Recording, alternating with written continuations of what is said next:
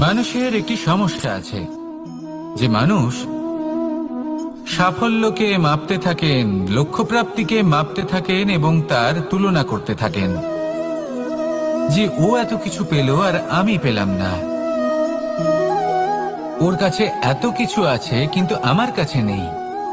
এই তুলনা করার জন্য ওনারা দুঃখী হয়ে পড়েন, নিরাশ হয়ে পড়েন। তাই আমি একটা প্রশ্ন করছি যে এটা কি উচিত?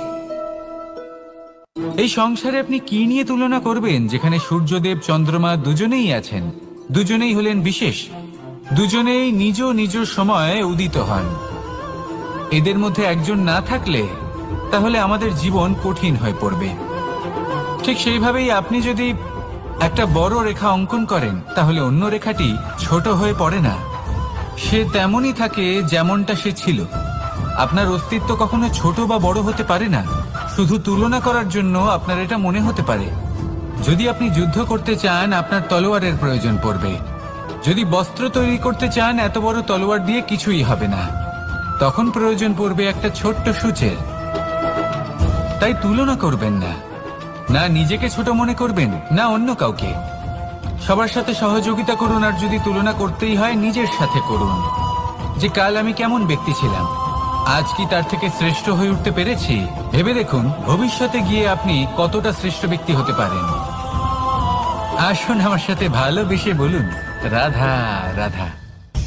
বস্ত্র আমাদের সকলের প্রিয়, এটা আমাদের জীবনযাপনের জন্য প্রয়োজনীয়। আমরা সবসময় চেষ্টা করি সেই বস্ত্র পরতে যা পরলে আমাদের দেখতে ভালো লাগে।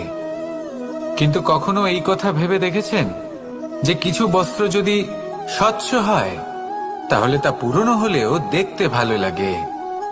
ঠিক তেমনই যেমন কোনো খাবার যদি মশলাদার না হয়, অত্যন্ত সুস্বাদু নাও হয়, কিন্তু যদি তা গরম হয়, টাটকা হয়, তাহলে খেতে ভালোই লাগে। ঠিক সেইভাবেই যদি কোনো ব্যক্তি সুন্দর নাও হয় কিন্তু তার কথা খুবই মধুর হয়, তাহলে সেই ব্যক্তি সকলের প্রিয় হয়। কোনো ব্যক্তি যদি ধনবান নাও হন কিন্তু তিনি যদি গুণী হন, তাহলে এই সংসারে সম্মান লাভ করেন। সেই জন্য কখনো এই বিষয়ে দুঃখ পাবেন না যে আপনার কাছে ভৌতিক স্বাচ্ছন্দ্য নেই। আপনার কাছে সব থেকে বড় বস্তু, সব থেকে মূল্যবান বস্তু যেটা আছে সেটা হলো আপনার আত্মা, আপনার মন, আপনার বিচারধারা, আপনার গুণ, আপনার কথা। এগুলো সবসময় শুভ রাখুন এবং সবসময় নিজের সাথে রাখুন। এই জীবন সফল হবে এবং প্রেমময় হয়ে বলে উঠবে রাধা রাধা।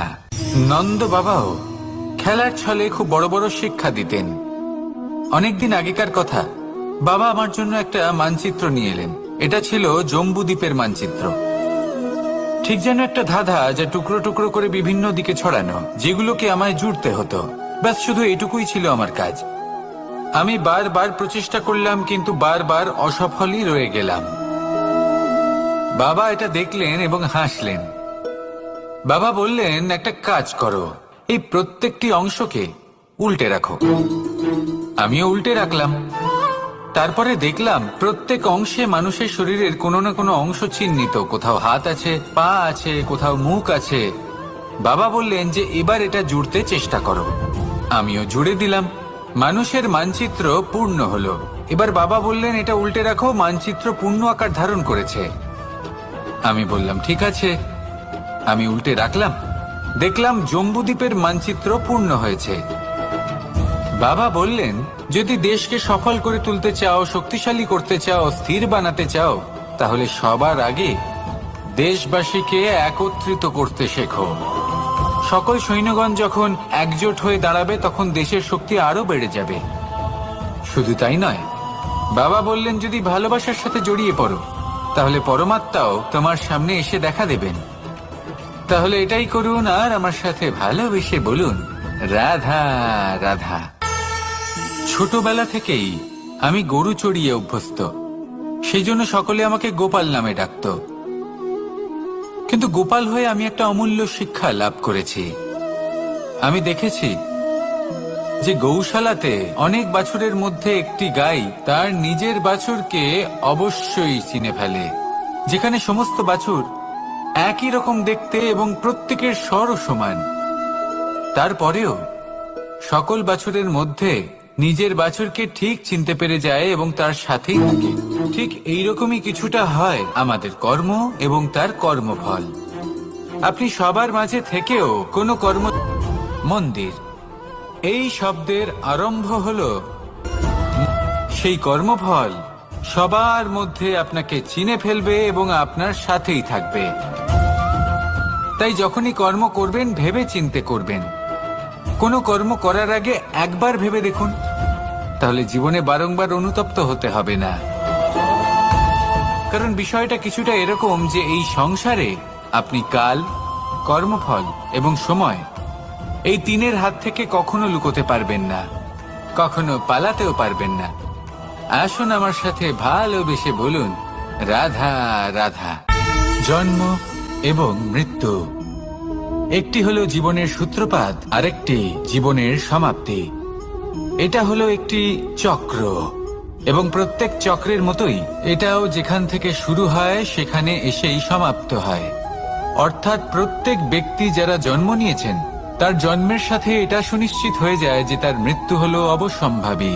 এই সংসারে এমন কিছুই নেই যা চিরকালের মতো থেকে যায়। এবার এটা আমরা সবাই জানি। আমাদের কাছে যে জীবনটা আছে, যেটা আমরা যাপন করতে পারি, সেই সময়কালে আমরা কি করতে পারি সেটা গুরুত্বপূর্ণ। এমন কিছু করুন যার ফলে মৃত্যুর পরেও আপনি অমর হয়ে থাকবেন। আমাদের কথা, আমাদের কর্ম এই সংসারে প্রেরণা প্রদান করতে পারে। আর যদি আমরা প্রেরণা নাও জোগাতে পারি, তাও এই সন্তোষ বোধ যেন থাকে যে আমরা আমাদের জীবন ব্যর্থ হতে দিইনি। এই জীবন যাপন করার ইচ্ছেতেই আমরা সময় ব্যর্থ করে দিই।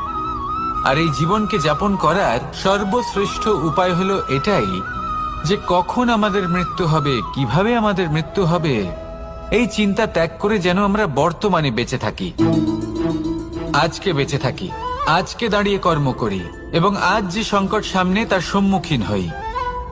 ভবিষ্যতের পথ নিজে থেকেই উন্মুক্ত হবে। আপনার জীবনে অনেক বড় বড় বিপদরূপী পাথর আসবে। সেই পাথরগুলিকে এতটাই দুর্বল করে দিন যাতে সেই পথ আপনি অগ্রসর হওয়ার পরে আপনার পেছন পেছন যে সেই পথ দিয়ে আসবেন তিনিও যেন সহজেই পাথর চূর্ণ করে সামনে অগ্রসর হতে পারেন। মনে রাখবেন, আপনার প্রচেষ্টারও একটা মাহাত্ম্য আছে। যদি আপনি কোনো কেল্লার শিখরে পতাকা উত্তোলন নাও করতে পারেন, তাহলেও আপনার প্রচেষ্টার যে মাহাত্ম্য তা কখনো কমে যাবে না। সেই জন্য প্রচেষ্টা করতে থাকুন আর আমার সাথে ভালোবেসে বলুন, রাধা রাধা। মানুষ সবসময় চায় যে তার জীবনে যেন কখনো কোনো সমস্যাই না আসে। সে চায় তার জীবন যেন শুধুমাত্র শান্তি এবং সুখের দ্বারা পূর্ণ থাকে। কিন্তু এই চাহিদা অনুচিত কিছু নয়। আমরা সবাই এটাই চাই যে জীবনে সুখ থাক, শান্তি থাক। কিন্তু এই কথা সবসময় মনে রাখবেন, যে সূর্য উদিত হন সংসারকে প্রকাশমান করেন, দুপুরবেলায় সংসারকে রৌদ্র প্রদান করেন, সন্ধেবেলায় তাকেও অস্ত যেতে হয়। এবার আমাদের জীবন চক্র কিছুটা এরকমই। কোনো কিছুই চিরকাল একরকম থাকে না। কখনো এই নদীকে দেখুন যা বয়ে চলেছে। এই নদী যা বয়ে চলেছে তার পথেও অনেক বিপদ আসে। বড় বড় পাথরের সম্মুখীন হয়ে তাকেও সামনে এগিয়ে যেতে হয়। একটি পুকুর যা চারদিক থেকে ঘেরা, তার জীবনে কিন্তু কোনো সমস্যা নেই। কিন্তু এই সংসারে পুকুরের পুজো করা হয় না, পুজো করা হয় নদীকে। মনে রাখবেন, সমস্যার ঊর্ধ্বে তিনি উঠতে পারেন যিনি সমাধি লাভ করেছেন, যিনি এই সংসারেই নেই। যিনি এই সংসারে আছেন এবং জীবিত আছেন, তার জীবনের সমস্যা হলো শ্বাসবায়ুর মতোই গুরুত্বপূর্ণ। আসুন আমার সাথে ভালোবেসে বলুন, রাধা রাধা।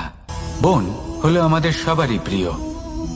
সেখানকার সৌন্দর্য, শান্তি, সেখানকার পরিবেশ আমাদের সকলের ভালো লাগে এবং সেখান থেকে আমরা কাঠ পাই, যা সংসারে আমাদের জীবনে আমাদের খুব সহায়ক হয়ে ওঠে। এর দ্বারা আমরা অনেক কিছুই প্রাপ্ত করতে পারি। অনেক বাদ্যযন্ত্র আমরা লাভ করতে পারি। এর অনেকভাবে প্রয়োগ সম্ভব।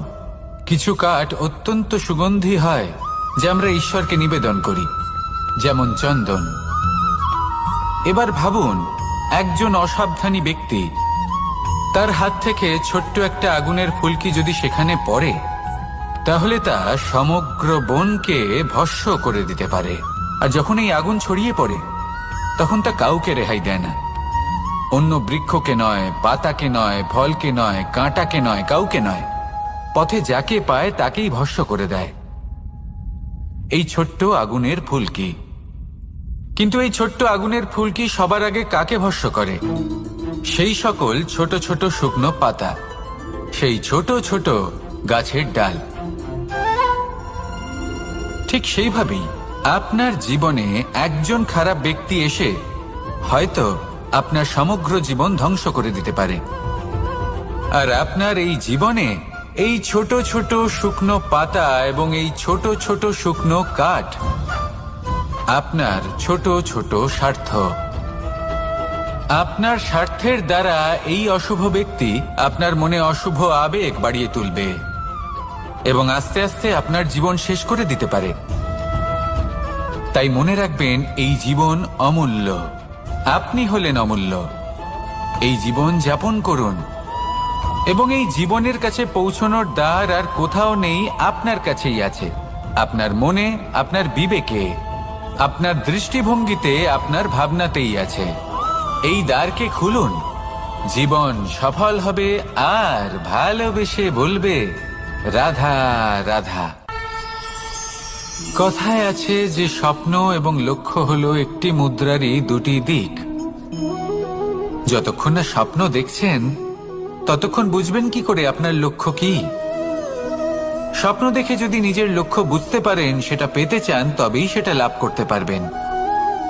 কিন্তু স্বপ্ন এবং লক্ষ্য, এই দুইয়ের মধ্যে একটা ভারসাম্য রয়েছে, যেটা বজায় রাখা প্রয়োজনীয়। একে আমরা বলে থাকি পরিশ্রম। দেখুন, যদি আপনি স্বপ্ন দেখতে চান, তাহলে পরিশ্রম ত্যাগ করে নিদ্রা লাভ প্রয়োজন।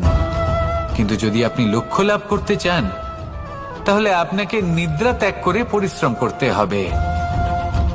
তাই আলস্য ত্যাগ করুন এবং সিদ্ধান্ত নিন যে আপনি কি চান। আপনার জীবনের এই তুলাদণ্ডে স্বপ্নের পাল্লা ভারী হওয়া প্রয়োজন নাকি লক্ষ্যের? আমার মতে এই দুইয়ের মধ্যে যদি ভারসাম্য বজায় রাখেন, তবে পথ নিজে থেকেই সামনে আসবে। শুধু সেই পথে অগ্রসর হতে থাকুন এবং আমার সাথে ভালোবেসে বলুন, রাধা রাধা।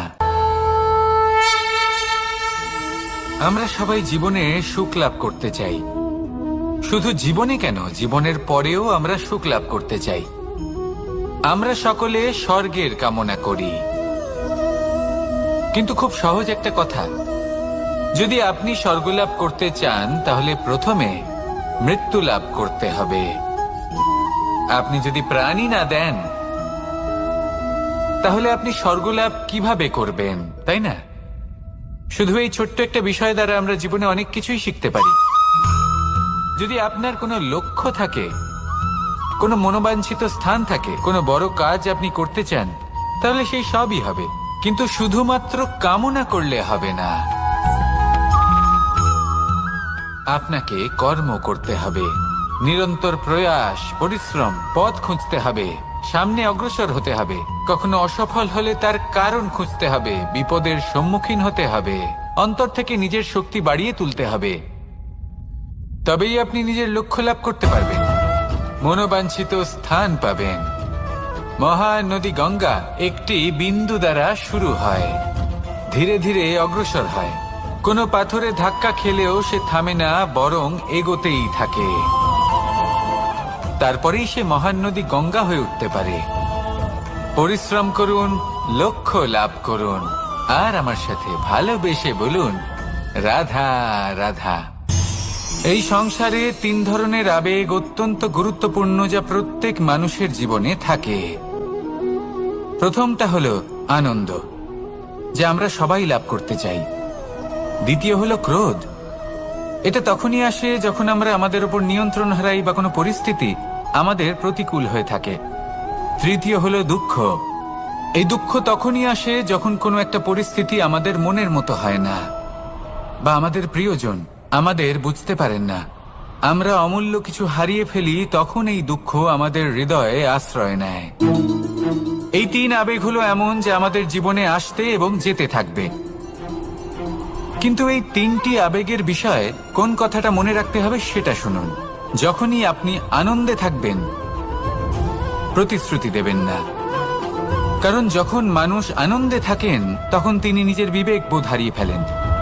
দ্বিতীয়ত, যখনই আপনি ক্রুদ্ধ হবেন, উত্তর দেবেন না, কারণ ক্রোধের বশে যে উত্তরই দেবেন সেটা শুভ হবে না।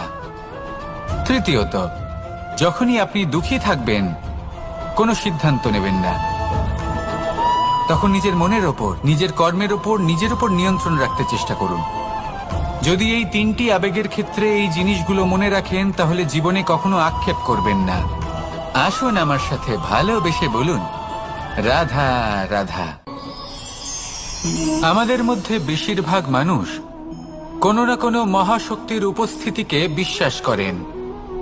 আমরা মনে করি যে এ হলো সেই মহাশক্তি যার প্রভাব, যার কৃপা চিরকাল আমাদের উপর বজায় থাকে।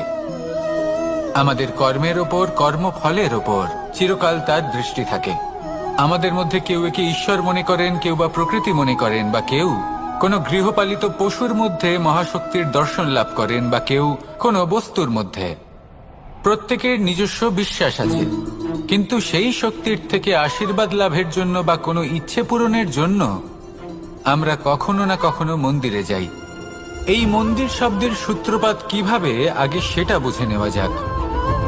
মন্দির এই শব্দের আরম্ভ হলো মনের দ্বারা, কিন্তু বেশিরভাগ মানুষ যখনই মন্দিরে যান কোনো ইচ্ছে পূরণের জন্য বা ইচ্ছে পূরণ হওয়ার পরে ধন্যবাদ দেওয়ার জন্য, তখন তিনি শুধুমাত্র শারীরিকভাবে সেখানে উপস্থিত থাকেন। তার মন তো সাংসারিক কাজের মধ্যেই ঘোরাফেরা করতে থাকে, তাই না?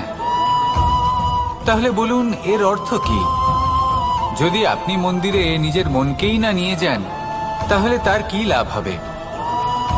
মন্দিরে গিয়ে নিজের মনকে ঈশ্বরের চরণে পূর্ণরূপে সমর্পণ করুন।